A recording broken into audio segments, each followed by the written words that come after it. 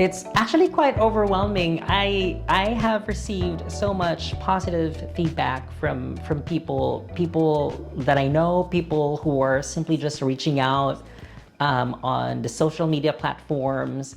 I think the thing that really makes me so happy is the fact that people can relate to what we have created here.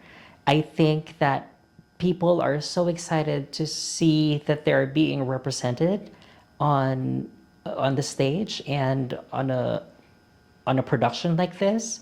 And design really is such a powerful tool that you can use to reach out to people and tap into their hearts.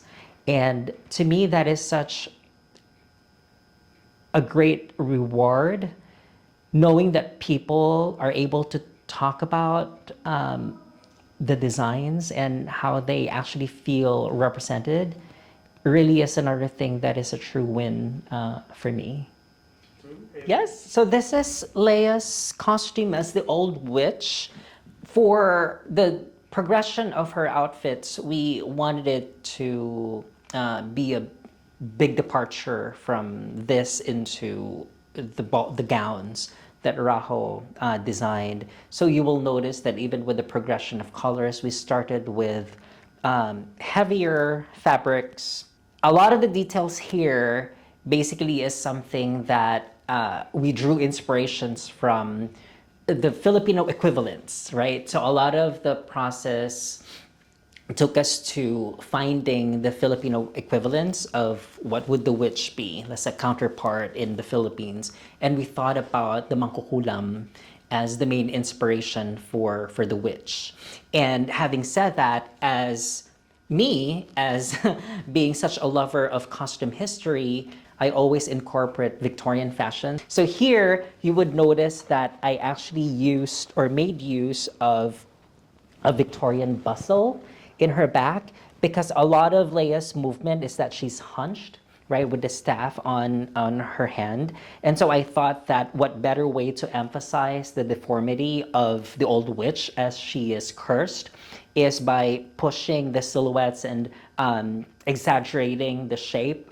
We don't have a bustle equivalent in the Philippines, but like what I said, stylizing something in the costume design world, it also means that you can always tweak and combine different cultures and different silhouettes in creating something that's unique.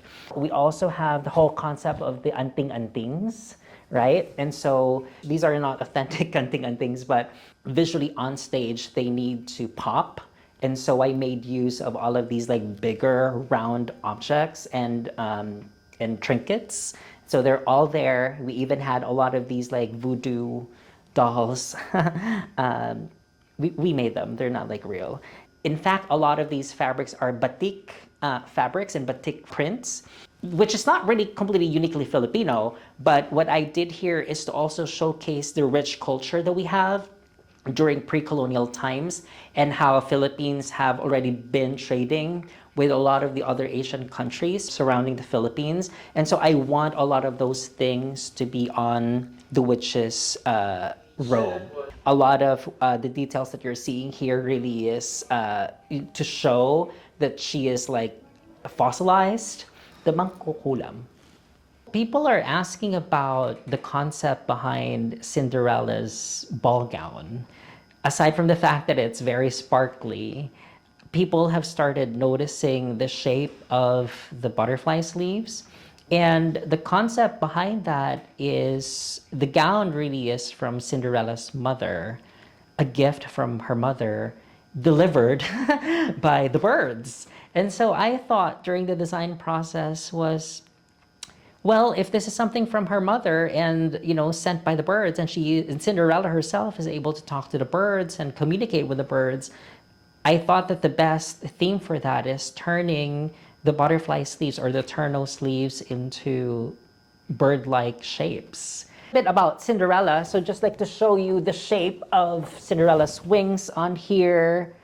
I don't know that I've actually seen anything like this, but Again, stylizing something, creating something that's new out of, an existing inspiration. And obviously, it needs to be a ball gown. Part of her comical choreography is that she tumbles right on stage. A Santa Cruzan inspired, ball gown, usually what we see on the streets when people walk, right? For the prince, we really wanted to represent our countrymen from Luzon, Visayas, and Mindanao. And so even with the use of Philippine textiles, we want to pick, it's always like a careful choice, right? Finding the right balance. For the princes, right, since they live in a whole different part of the land, we wanted more of like southern element to them. And so I used the Maguindanao Inaol fabrics for the prince, reminding us of the princess in Ibong Adarna. In as much as, yes, this is more of a Western cut jacket for them with the epaulets and all of the royal cordings, but we made sure that we also are not losing the fairy tale aspect to it. So we went for this jacket silhouette while using our Philippine Inaol textile. So for Jack's mother and Jack, the design really is an ode to our hardworking farmers. A lot of the design ideas for Jack's mother and Jack really is the technique using patchwork. And one of the things that really inspired me thinking about how to shape the costume for their family group is the fact that I really wanted to hint on and touch on the fact that Filipinos are resilient people. And thinking about the parallelism between resilience and the way that you patch things together really shows that we can create something beautiful. And so I thought that a lot of the details that I wanted to show is that when you see patchwork, we are always mending. Life in the Philippines almost is always like an experience of like always mending. And so I wanted to hint on how strong Filipinos are as a people. And I think that a lot of the details through patchwork, the mending process, really is to show how resilient we are and how we are able to create something beautiful from whatever conditions that we are experiencing. Talk about like more Easter eggs. Two more other things is the fact that a lot of the details that you see here, these are actually details from Jack that Jack's mother had carefully placed in her own outfit.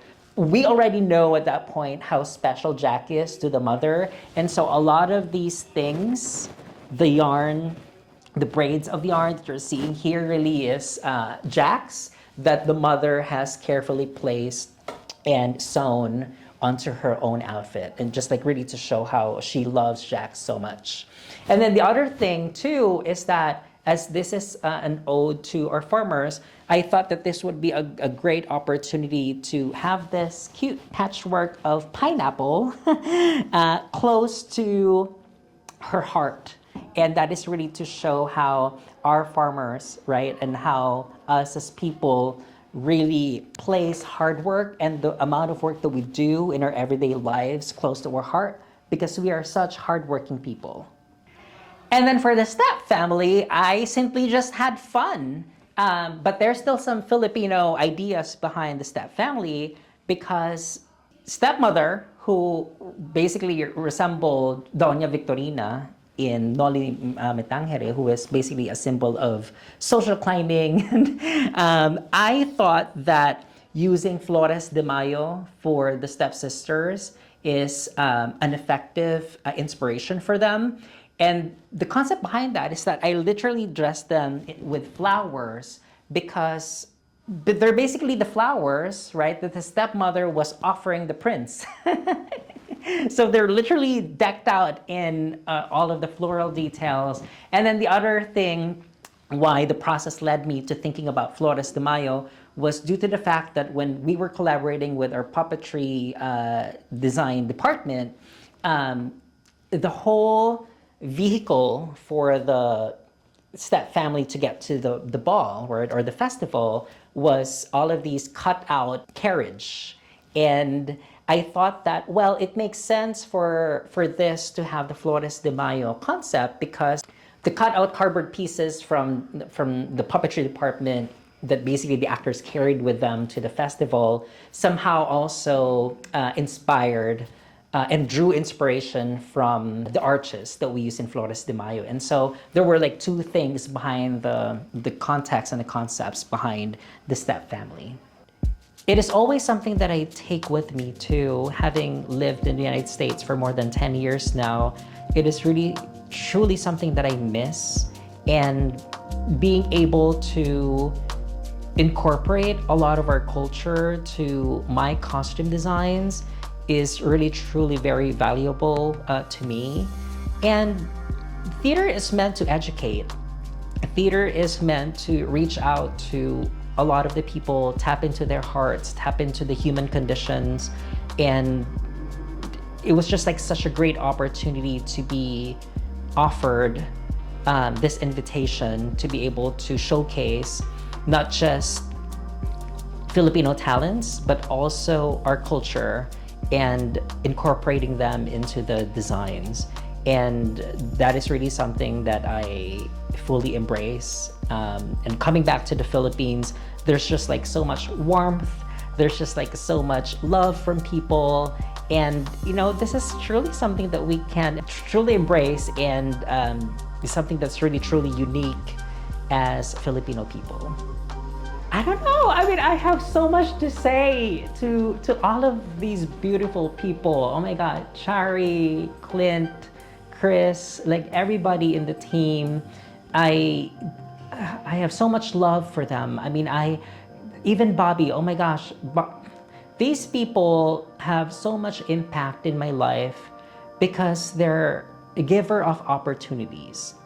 And this alone, working with the interns, right, is another way of, paying it forward and my chance to do the same as they did for me. I just like really love them. And I also wanted to say that none of this would have happened without the makeup department, the hair, wigs, and makeup department. Johan de la Fuente, who is our lead hair and makeup designer, who completed all of the looks, and his team. Carlos, who did the mask for Leia, for the witch. And all of my interns, my assistants, Hershey, and everyone else who really worked with me for a whole month. And it was just like such a dream working with everyone in this production.